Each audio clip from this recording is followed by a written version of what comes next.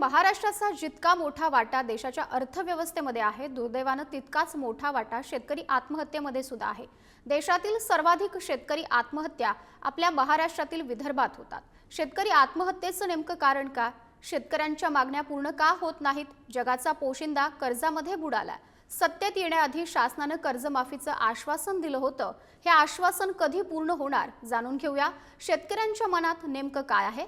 आमच्या विशेष कार्यक्रमाच्या माध्यमातून आवाज जनतेचा।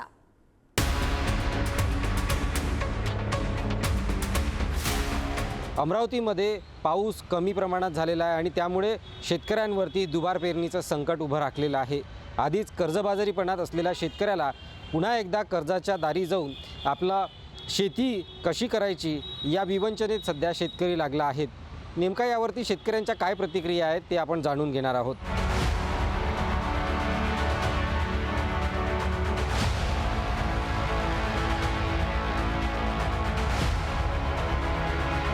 मी या वर्षाला कृषी सेवा केंद्रामध्ये गेलो, बालाजी धामणगाव रेल्वेला। तर तिथून मी बियाणं घेतलं महाबीजचं बियाणं घेतलं आणि 3 बॅगा घेतल्या। तेच मी पेरलं तर ते उगवण शक्ती झाली नाही त्याची। मी पुन्हा त्यांना तक्रार करायला गेलो तर त्यांनी मला हाकलून लावलं। मग कृषी ऑफिसमध्ये गेलो, त्यांनी पण मला तेच उत्तर दिलं का तुमचं बियाणं कसं नाही निघालं, तुम्ही काय केलं, असं तसं त्यांनी उडवडीची मला उत्तर दिले।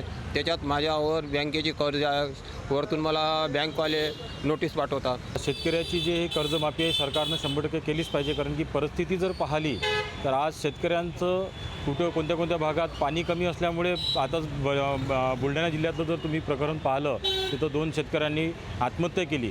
सोबतच आज पूर्ण विदर्भाची कंडिशन जर पाहिली तर हुमणी किड्याचा सुद्धा प्रादुर्भाव वाढत आहे आणि हुमणी किड्याचा प्रादुर्भाव वाढल्यामुळे सुद्धा शेतीचं नुकसान होत आहे। तर अशा वेळेस शेतकऱ्यांनी परिस्थिती एक नाजूक झालेली आहे आणि यामुळे सरकारने शेतकऱ्याच्या कर्जमाफीचा विचार केला पाहिजे। मी एक अल्पभूधार शेतकरी आहे आणि कर्जमाफी होण्याचा आम्हाला एक आश्वासन आहे की कर्जमाफी होईल। आम्ही कर्ज काढून पेरणी केली, दुबार पेरणी यावर्षी पुन्हा होणार आहे। म्हणजे अशी संकट आमच्यावर आलेलं आहे आणि दुबार पेरणी झाल्यावर अगर कर्जमाफ नाही झालं तर आम्ही कसं जगणार? ही खूप बिकट परिस्थिती आहे। निसर्गाच्या लहरीपणामुळं पाणी कधी येते तर एकाच जमाना येते, त्यामुळं पूर्ण पीकसुद्धा तुरीचं पीकसुद्धा जळलेलं आहे कोण्या भागाचं आणि कुठे उगवलंच नाही।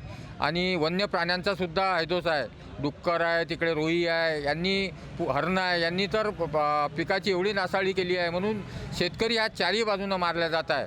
आमची सरकारला एकच विनंती आहे की आपण जे शेतकऱ्यांना शब्द दिला होता की 7/12 कोरा करू, तो 7/12 त्यांनी कोरा करावा आणि त्याहीपेक्षा जास्त मी तर म्हणतो जर हमीभाव जर दिले, शेतकऱ्याला जर हमीभाव दिले तर कर्ज काढण्याची आमच्यावर पाळीच येणार नाही। जे कर्ज आम्ही काढलेलं होतं ते कर्ज आम्ही भरू शकलो नाहीत, कारण पीक त्या प्रमाणात होत नाही आणि त्याचप्रमाणे त्या झालेल्या पिकाला भावसुद्धा मार्केटमध्ये मिळत नसल्यामुळे शेतकरी हा हवालदिल झालेला असून तो आत्महत्याग्रस्त होत आहेत आणि प्रत्येक शेतकऱ्याला ह्या चिंतेनं ग्रासलं असल्यामुळे तो आत्महत्येकडे वळत आहे। सरकारने शब्द दिलेला आहे, त्यांच्या या विधानसभेच्या इलेक्शनमध्ये त्यांचा तो अजेंडा होता, त्यांनी कर्जमाफ करायलाच पाहिजे।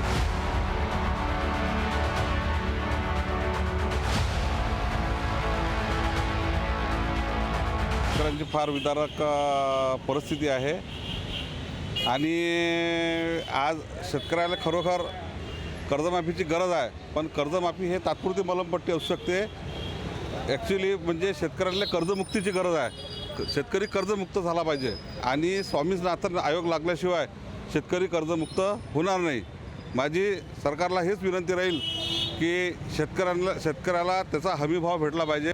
शेतकऱ्यांची परिस्थिती एवढी बिकट झालेली आहे की ह्या वर्षी आम्ही एक तर पाऊस पहिले येऊन गेला, आम्ही पेरणी करून टाकली, त्यानंतर पावसानं मारली चाट, त्यामुळे आम्हाला दुबार पेरणीसुद्धा करावी लागली। परंतु शेतकऱ्यांचं दैनंदिन अशी व्यवस्था झालेली आहे की आम्ही सोसायटीचे कर्ज काढले, पेरण्या केल्यानंतर आम्हाला शेतकऱ्यांना शेताचे भाव जेथपर्यंत सरकार वाढवून देत नाही तिथपर्यंत शेतकऱ्यांना कर्जमाफी केल्याशिवाय सरकारला कुठलाही पर्याय नाही आहे। माझ्याकडे 4 एकर शेती आहे। मी शेतीचं कर्ज काढलेलं आहे आणि नापिकीमुळे बरेचदा त्रास पण झालेला आहे आणि जे सरकारने जे घोषणा केलेली आहे ते घोषणा पूर्ण करावी आणि जे परिस्थिती आहे आणि कास्तकारीची परिस्थिती आहे शेतकऱ्यांची त्यांना कर्जमाफी द्यावी. बियाण्याची बॅग जर घ्यायची असली तर कमसे कम 4 ते 4,500 रुपये बियाण्याची बॅग आहे. आज ते बॅग म्हणजे ओरिजिनल नाही आहे. प्रत्येक ठिकाणी प्रत्येक कास्तकारांनी मी स्वतःहून पेरलेली आहे पण त्याच्यात काहीच बियाणं नाही निघालेलं आहे. आणि 2 वर्षापासून आता म्हणजे आशा करू राहिलो का हे कर्जभाव माफ झालं पाहिजे, आम्हाला डबल कर्ज भेटलं पाहिजे, पण सरकारने आम्हाला कर्ज दिलं नाही. संत्रा या शेताचं अतोनात नुकसान होत आहे. संत्रा उत्पादन करताना संत्र्याला मोठ्या प्रमाणावर कर्ज घ्यावं लागतं. माझं आजसुद्धा अमरावती जिल्हा मध्यवर्ती बँकेला 2007पासूनचं एक कर्ज आहे. ते 2 सरकार बदलली, 2 सरकारमध्ये कर्जमाफी आली, पण सुद्धा त्या दोन्ही सरकारमध्ये कर्जमाफीचा मला अजूनसुद्धा फायदा मिळाला नाही.